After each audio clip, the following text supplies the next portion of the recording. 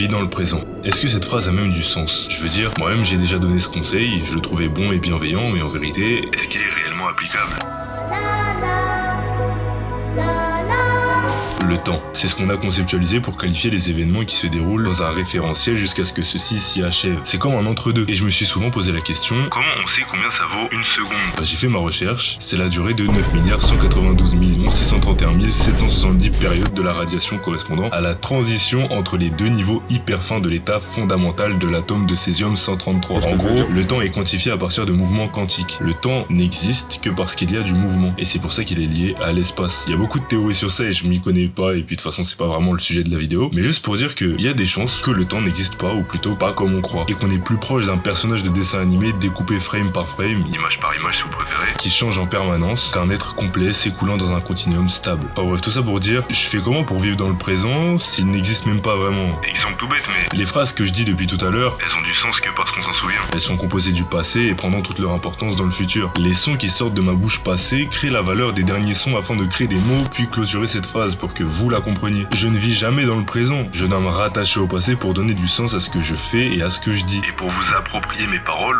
vous devrez vous en souvenir également. Il ne faut pas spécifiquement vivre dans le présent, mais plutôt ne pas regretter le passé en s'appuyant dessus, sans appréhender le futur tout en allant vers ce dernier. Et c'est ce qu'on fait depuis toujours inconsciemment en fait. En somme, vivre dans le présent, ça voudrait dire ne plus rien comprendre, oublier qui nous sommes et donc mourir d'une certaine manière.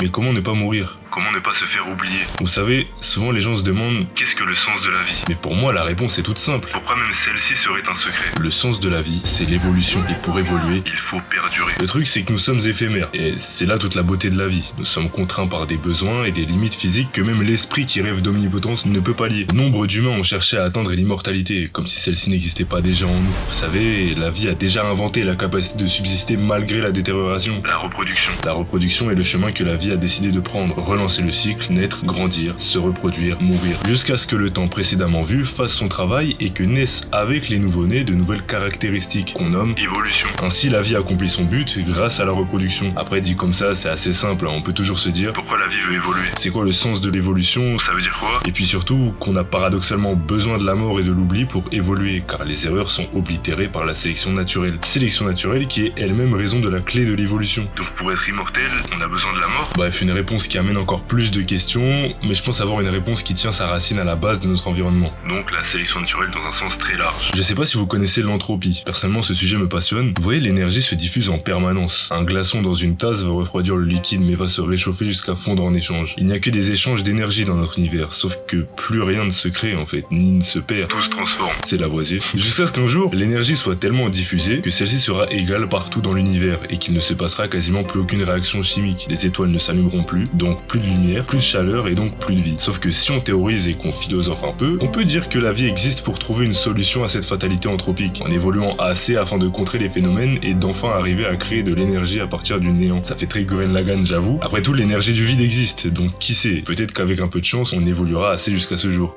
Bon, on sera déjà tous morts à ce moment. À moins que... Au-delà de s'en souvenir psychiquement, la vie a transmis par le code génétique le souvenir de vous. Vos parents, vos arrière-grands-parents et vos ancêtres vieux de plusieurs millénaires, vous ne les connaissez sans doute pas tous. Pourtant, en eux, vous avez leurs informations, leurs codes, leur ADN. Pour faire simple, vous avez une partie d'eux en vous, et tant que vous subsistez, ils subsistent également en vous. Et c'est ainsi que cette forme d'immortalité primordiale se déroule dans le monde du vivant. Nous sommes un peu eux et ils sont un peu nous. Juste leurs souvenirs à eux sont partis, ou du moins pas tous, et pas pour tous les êtres vivants. Il existe des mémoires génétiques chez plusieurs espèces animales. C'est même pas de la science-fiction. Donc en quelque sorte, du moment que t'as une descendance qui perdure, t'es pas vraiment mort. Car en toi, tu as de l'information. La vie est de l'information. Même si on n'a aucun souvenir de toi en tant que conscience. Les peintures rupestres, les sculptures antiques, les instruments et leur musique de tout temps et plus récemment la photo et le cinéma. L'art est un bon moyen de transmettre des émotions mais surtout un moyen de cristalliser le souvenir d'une époque, d'où l'expression immortalisée. L'exemple le plus parlant est l'écriture. Plus qu'une notion, elle est à elle seule une forme d'art à part entière qui a pour but direct de faire perdurer dans le temps une information. Mais à vrai dire, tout ça n'est que du dessin quand on y regarde de plus près. La seule différence, c'est qu'on a donné aux formes dessinées une valeur et un sens précis pour communiquer des concepts entre nous. Ce qu'on nomme écriture, peinture, gravure, reste malgré tout du dessin. Par ce fait, le dessin est pour moi la plus grande forme d'art avec la musique, car celui-ci, par sa force et sa simplicité de consommation, transmet directement le message à celui qui l'observe tout en offrant également une seconde lecture et un approfondissement de ce qu'on a déjà appris au premier abord, permettant une riche réflexion. Pour simplifier, tu comprends, et plus tu observes, plus tu comprends. Il n'y a pas de limite réelle, car tu comprends ce que le dessin veut dire, tu comprends ce que tu vois, tu comprends et où tu imagines comment le dessin en lui-même a été conçu, et tu remets dans le contexte de pourquoi il a été fait aussi. Pour rappel, le dessin c'est juste représenter et donner la forme de quelque chose sur un support. C'est simple, oui, mais tellement complexe. Et c'est pour ça que ça régale en vrai. Le savoir et l'information sont comme de la nourriture, mais ceux-ci restent pour toujours sans être évacués. Ils sont transformés et traités par le cerveau. Ces souvenirs nourrissent notre intellect et créent notre identité. J'avais une prof d'anglais qui disait que l'intelligence était détachée du savoir et que tu pouvais avoir énormément de connaissances et de culture sans être intelligent et inversement. Mais pour moi c'est faux. Car c'est parce que tu sais des choses, parce que tu connais des concepts, que tu peux te permettre de les manipuler dans ta tête et y réfléchir pour mieux les comprendre. L'intelligence n'est pas pour moi un état, mais un outil qui s'aiguise et se travaille. Et pour ça, il faut le nourrir de bonnes choses pour que ses réflexions soient plus riches. Car être pauvre mentalement parlant, c'est ne pas avoir assez pour assez réfléchir. Et sans réflexion, pas de solution. Et il ne reste que la stagnation, ce qui va à l'encontre même de l'évolution. On peut aussi dire que plus tu te souviens de choses, donc plus ton intellect est nourri, plus celui-ci est vivant. À l'inverse, moins tu as de souvenirs, moins tu es vivant. Car tu vis principalement en t'appuyant sur ton passé, entre autres,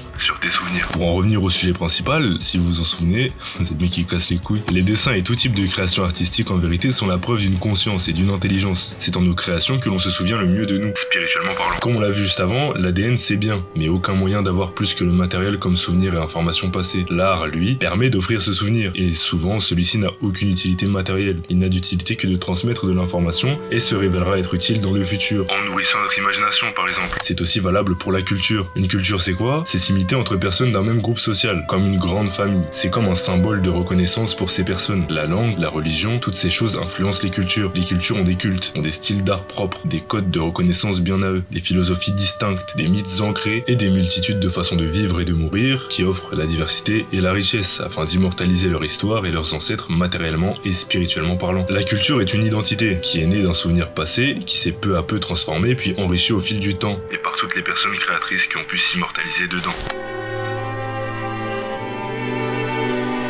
Tout souvenir a de la valeur. Quand je dis ça, c'est surtout parce que souvent les gens vont instinctivement discréditer des œuvres d'art. Le meilleur exemple que j'ai, c'est les mangas et les animés. Les gens trop enfantins et peu sérieux. Comme si déjà, les vérités présentes dans quelque chose d'enfantin avaient moins de valeur. Mais surtout, il faut remettre une chose dans son contexte. Les auteurs de mangas ont beaucoup plus de culture et de savoir ésotérique que nous tous réunis. J'entends là qu'une vérité mise volontairement dans ce type d'œuvre n'est pas à prendre à la légère sous prétexte qu'elle se trouve dans un livre dessiné. Les dessins existaient avant l'écriture. L'écriture qui est aussi du dessin en soi. Et elle est une des premières formes d'art avec le chant et la musique. Des disciplines qui sont très divertissantes certes, mais qui servent d'abord à transmettre des messages à travers des émotions sans avoir besoin de mettre de mots dessus, comme on l'a vu. Et c'est justement en ça que les jeux vidéo excellent. Mais bon, vu qu'ils sont pas faits que de dessins, bien entendu je vais pas comparer ça à un livre. La richesse d'un manga, d'un livre d'images ou d'une bande dessinée s'exprime justement par la présence de dessins que tout humain peut comprendre, grâce aux émotions, agrémentées en plus par des écrits qui rajoutent du contexte et de la valeur aux propos imagés. Réduire un livre à images, ce serait comme oublier qu'une fois on a été enfant et qu'on a aimé consommer ce genre de livre car nous n'avions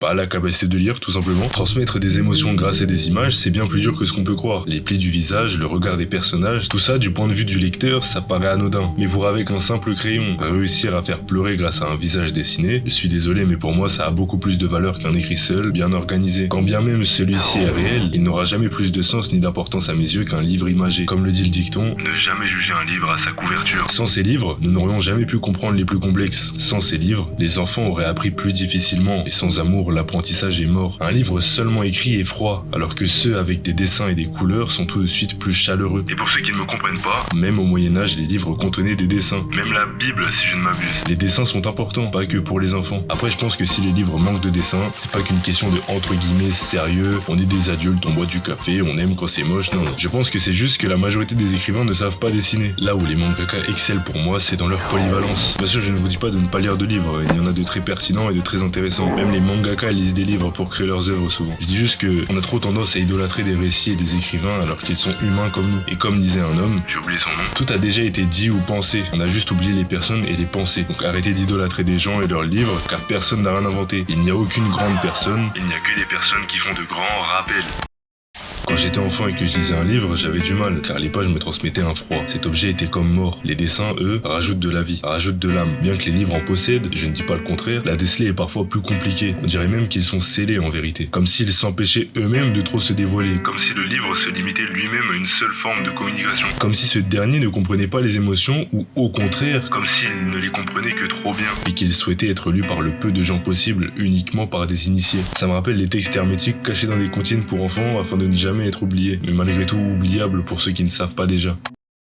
Tout ça pour dire que, peu importe ce que vous consommez, du moment que vous l'aimez et qu'il vous fait du bien, celui-ci a de la valeur et vous enrichit. Le souvenir que vous en garderez sera irremplaçable et vous fera grandir. Discréditer ce que tu as déjà aimé, c'est s'oublier soi-même. C'est comme se tuer. Et même oublier que le but de l'art au-delà de tout, c'est aussi perdurer dans le temps, laisser une trace. Et donc se souvenir d'un moment et d'une époque. Tu comprends que toute forme de ce dernier est nécessaire et importante. Le souvenir permet de savoir qui nous sommes à l'origine et donc nous permet de mieux nous connaître, d'être plus en accord avec nous-mêmes et donc faire les meilleurs choix. L'humain, comme on le connaît, existe depuis 300 000 ans. Celui-ci dessinait avant de créer l'écriture, alors dessiner et transmettre des messages ou juste créer des choses, c'est faire perdurer cette manière qu'avaient nos ancêtres de communiquer et de transmettre. C'est ça la première culture. En faisant ça, on les fait vivre en nous, eux qu'on a tendance à trop oublier. Et comme on l'a vu, l'oubli, c'est la mort. Alors n'oubliez pas, du moment qu'on se souvient, on vit. Car la vie est un souvenir et ce souvenir, c'est faire vivre. J'aimerais finir sur une phrase qui m'a beaucoup plu récemment. La nostalgie, c'est juste la preuve que tu as vécu des choses qui valent la peine de s'en souvenir. Oui.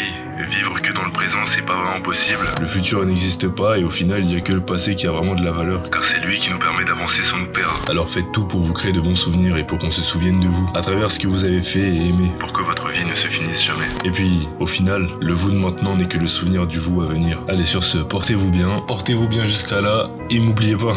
Comme ça, moi aussi, je deviendrai immortel. Non, pas exactement. La vie éternelle, littéralement, ça doit être d'un ennui mortel. Moi, je veux réaliser l'impossible, faire trembler les cieux.